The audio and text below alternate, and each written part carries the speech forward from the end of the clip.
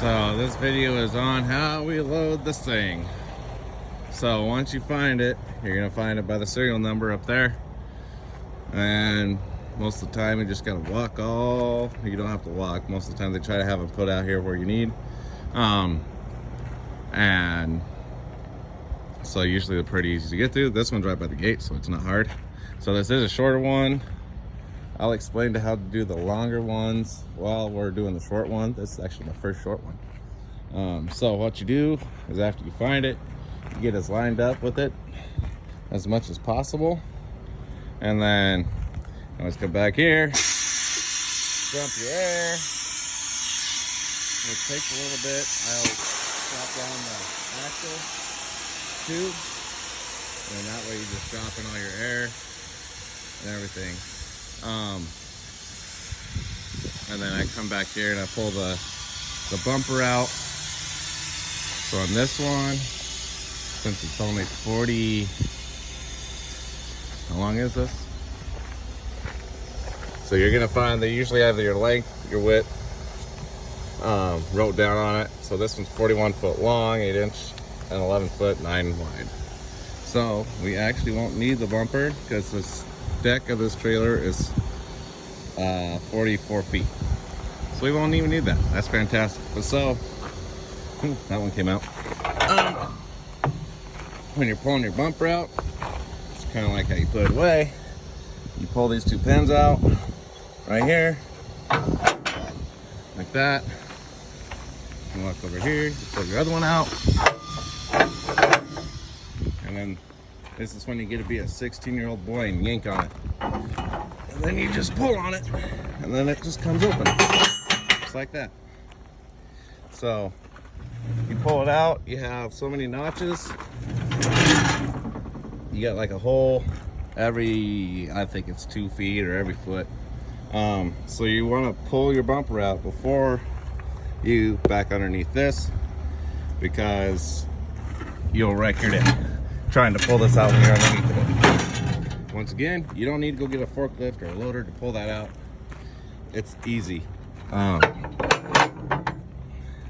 So don't be wrecking shit, all right? Oh, come on. See, like this. See how the bar won't go in? Just come over here. Give her a kick. Slide right in like butter. So, step one, you find your unit, you get backed up to it as straight as possible, you dump your air. Now we are gonna back underneath of it. So when you have your longer loop units, like the 71 footers, actually I'll just show you right now. All right, so when you're gonna stretch your trailer out, I need to go straight in the truck. You always want to make sure you're as straight as possible, so then you don't have any binding, any twisting going on. So let's straighten the truck, and then I'll show you how to open the trailer, and we'll go from there. Okay, so what I did is I got the truck straight. I usually put it underneath after I pulled my bumper out and dropped my air. I usually back up just a little bit underneath to get your width right on the sides. That way you're not trying to fight with a long ass trailer trying to get it centered up. So I always do it before, make sure I'm as straight as I can possibly get, and that way it's just a straight shot in. So when you are extending this, you pull your little lever here, which opens those, and then you want to make sure they pop. You also want to walk around and make sure that both of the pins are out, because if they're not out, you're going to be fighting looking like an idiot. So you want to make sure both your pins are out. When you come out here and give them a tug, see that one moved like another inch, because there is some play in there. So just give her a little pull, it pushes all the way out, and then we're gonna go move forward a foot. All right, so once again, when you are pulling your trailer apart, come in here, put her in gear, release your brakes, hold your trailer brake. Now you ain't got to yank on this like you're 12 years old. You just barely gently pull forward. If you can't gently pull forward, then there's something wrong. Don't be yanking and banging and pulling on it like you're a 16-year-old kid. Then you just ruin shit. So, I think it's this box I have them in. But this one? Yeah. And then you have these chains right here.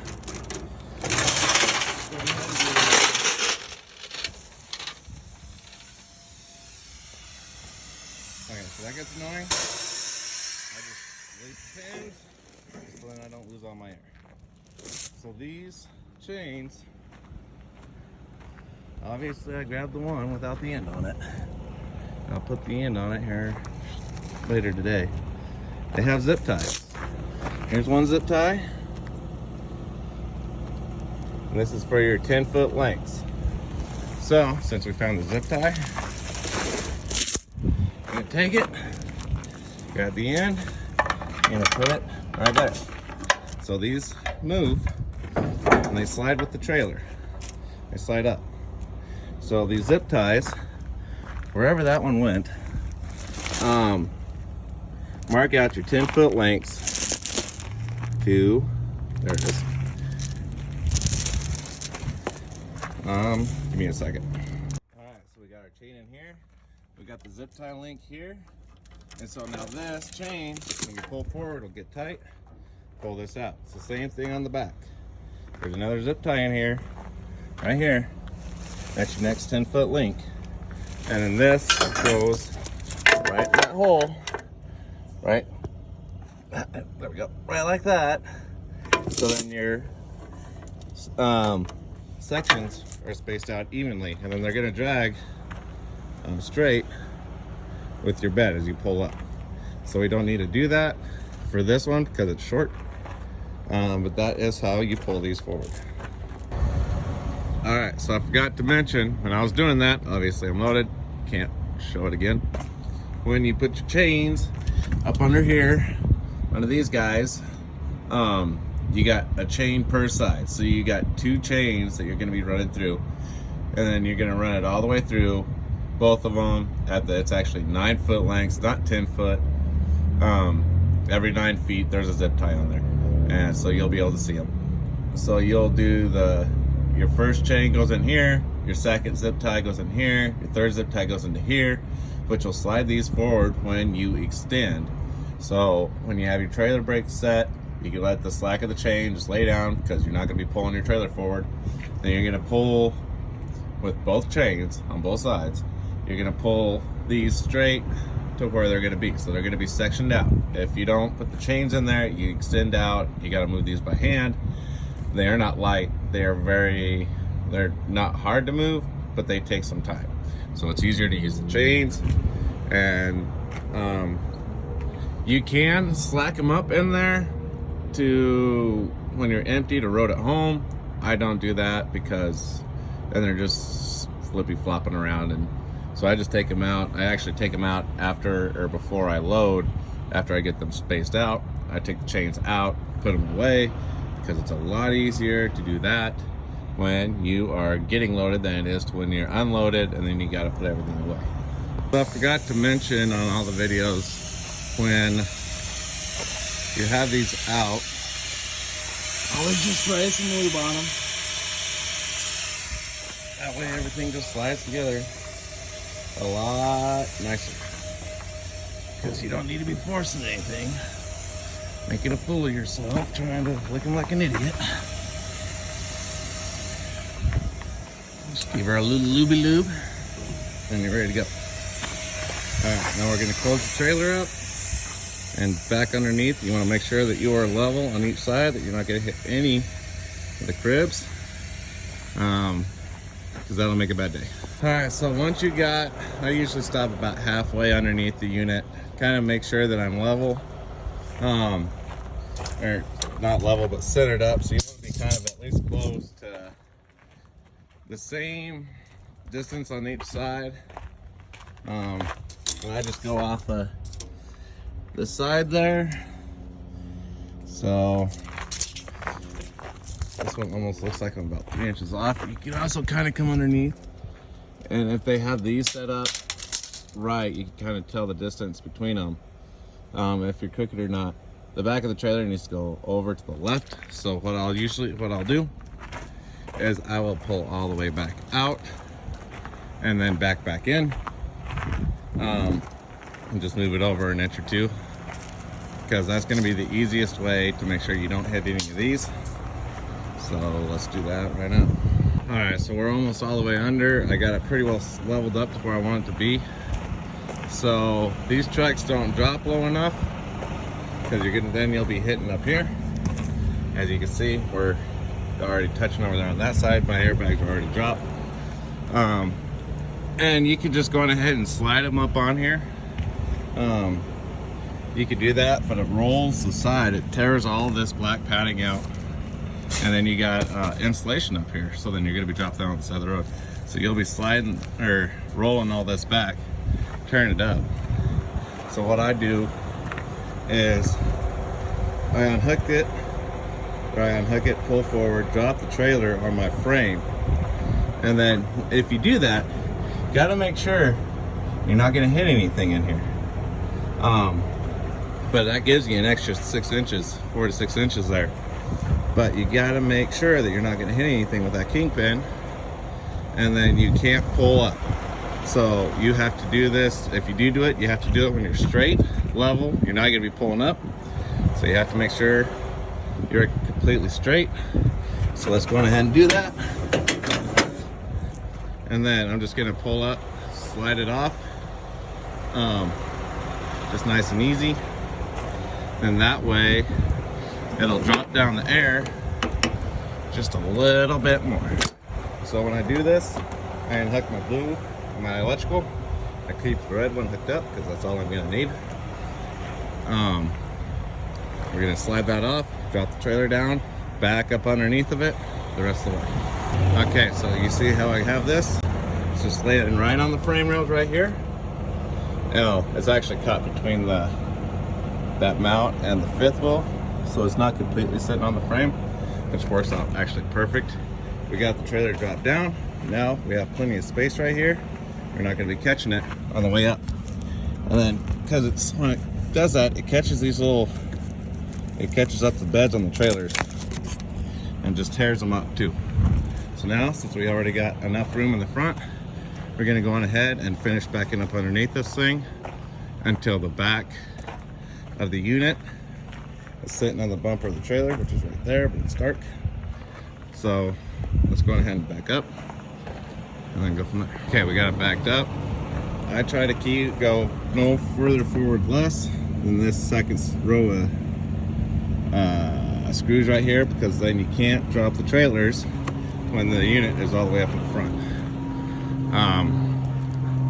Actually, it looks like we might be able to pull forward about 6 inches. Yeah, we can go forward some. And you can't do this if you don't have that back bar on your fifth wheel. So you're not putting any weight on it, and you're not pulling hard because if the trailer's dropped, it's free rolling. But if you don't have that bar, you cannot pull forward, or you're just going to pull the trailer off the back. And when you do that, you look like an idiot. You look like you're just out of driver's school. So let's go ahead and pull forward about 6 inches. We'll go from there. All right, so now we got the back of the trailer level with the back of the unit. That's what I usually go off of. So which means we got a gap up here, which is fine. Works perfect. So now we're gonna drop the landing gear and hop back up onto the fifth wheel. So when I do this, I don't just ram the truck back and lift it up, because there's gonna be a pretty big gap right there where we're lifting the unit up. And so we don't want to just jerk it up. We want to raise it constantly. So we're going to drop the we're going to raise the airbags all the way up, drop the landing gear down, drop the truck down, and then back up underneath of it. And that way we're easing this up because if you just jolt it up, this thing's made of wood, it's gonna shatter. How we raise up the airbags is, so we have the airbags dumped. So what you do is you push the dump. If you have this setup where you got both of these, you push the dump bag or the dump switch to air it up to normal ride height. Then you push up your air up switch, which airs your, overrides your airbags. Then you can switch over here to your load gauge. This is what's going to tell you when you're by the pressure of how or what your airbags are at. Plus you got a green light up there. That's gonna blinky blink. So what we're gonna do, we're gonna come back here. We're gonna lower the landing gear all the way down, and then we're gonna dump the airbags on the truck. Okay, so I got the landing gear lifted up. So we push the air up valve, which is gonna dump the air out to be ride height. And then we're gonna hit the bag drop. We're just gonna drop the bags. And then we're just gonna gently back up. And it's gonna raise the trailer a little bit. But that's okay.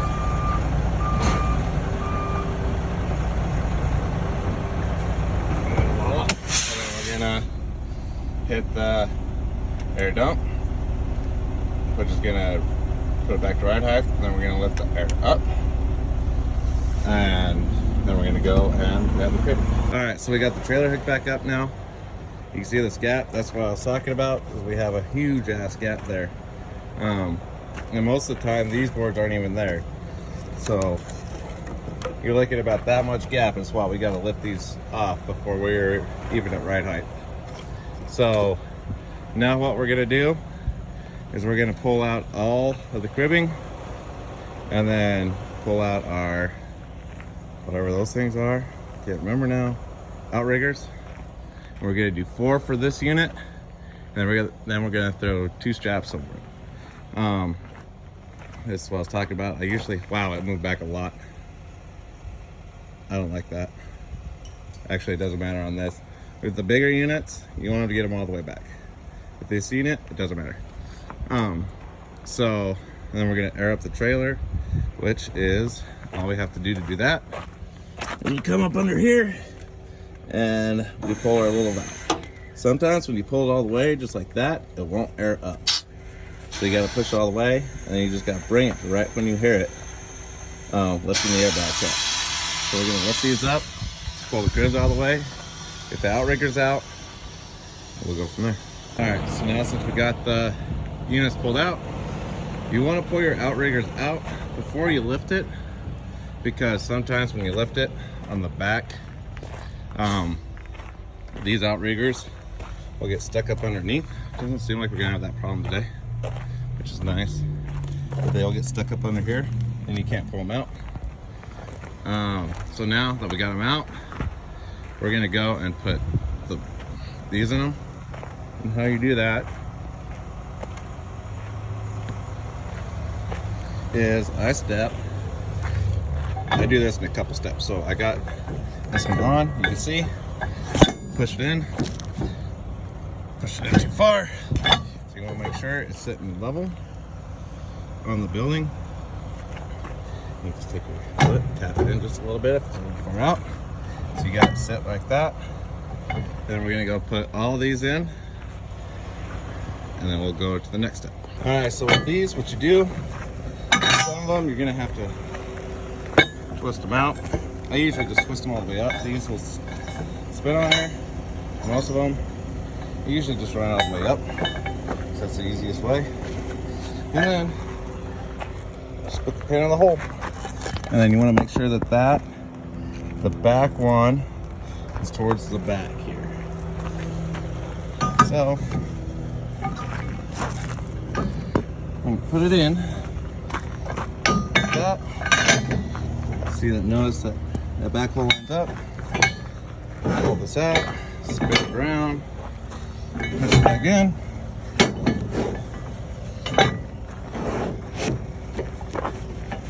Like that. Grab your handy dandy little pin here.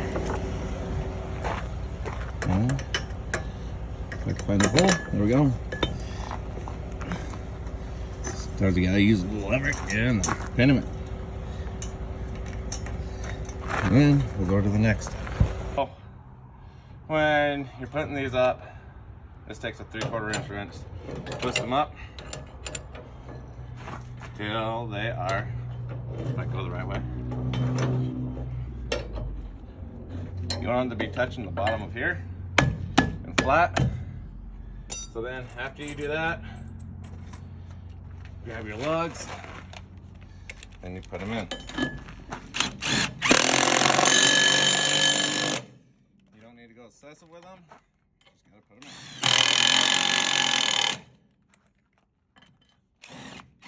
There's nothing there. So I got all the plates put on, all the outriggers out. We're only using 4 outriggers for this because this is only a 48 or a 40-foot unit.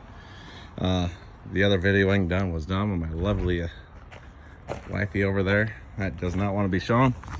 So the next step we're gonna do is we're gonna be putting these on up under here, which go from the edge of the outrigger down to the hook. And so what I do is I make sure that the ratchet is on the bottom side like that, so then you could pull it to get it tighter. So we're gonna put probably 3 of these on, one there, one in the middle, one in the back. Do the same on the other side. All right, so I was only able to put 2 of those on each side because we used the wrong ones in the back. So now we're gonna put 2 big straps over the top and put the corner protectors on, and then we'll be done, I think. All right, once again, I forgot something. So when you're putting these on,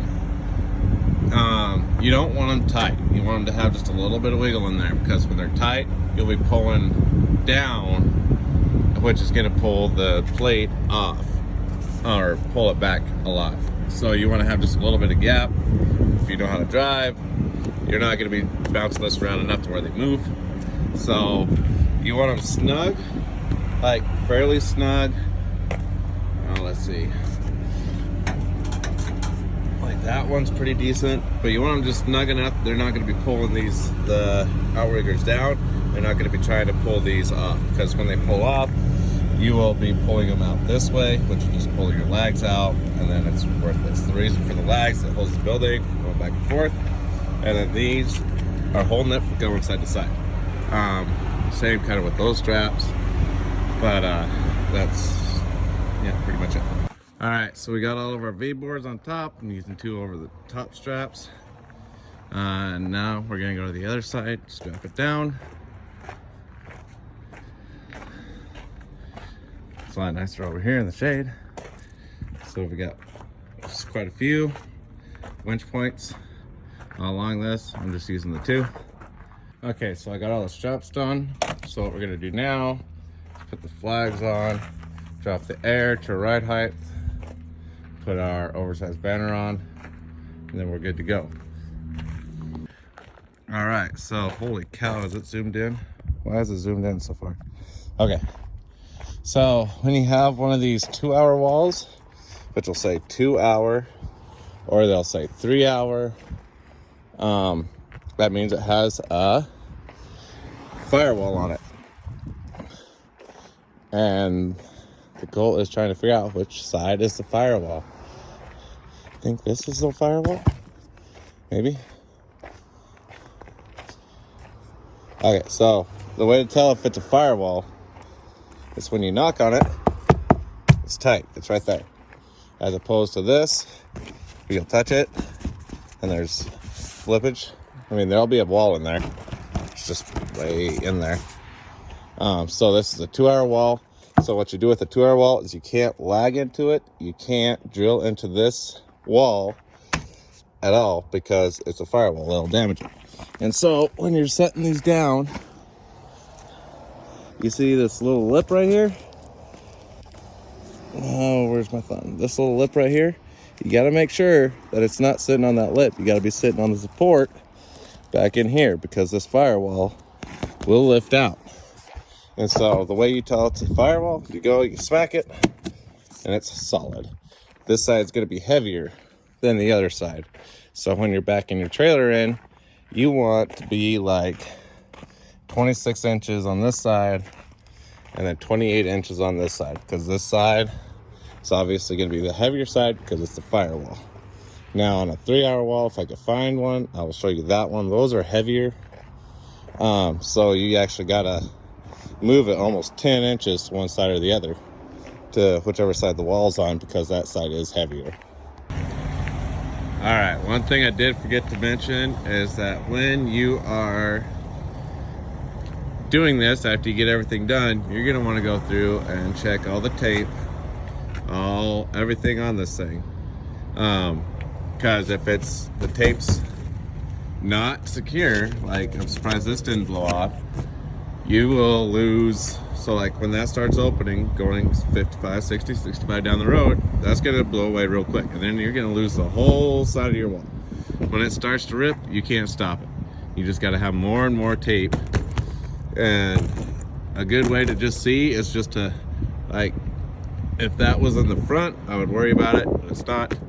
But like, see like this back here, how it's just starting to rip away, you want to make sure that you re-tape that up and you keep an eye on it, because when it starts to blow off, it'll just blow off. So we don't have any issues on this, but you will have issues on some. That's all that insulation just floating down. But you will have issues on a lot of them. A lot of them we will spend time taping. I mean, we spend upwards like 6 hours taping. So you just want to make sure that there's no flap, nothing is going to flap in the wind, nothing's going to blow off and tear everything else off. Tape it up before you leave, because you will be doing twice as much work on the way down. And then when you're at location, whenever at the loading place, ask for a roll of tape or 8 of them, because you will go through a lot, because we will be taping a lot. That's just how it goes.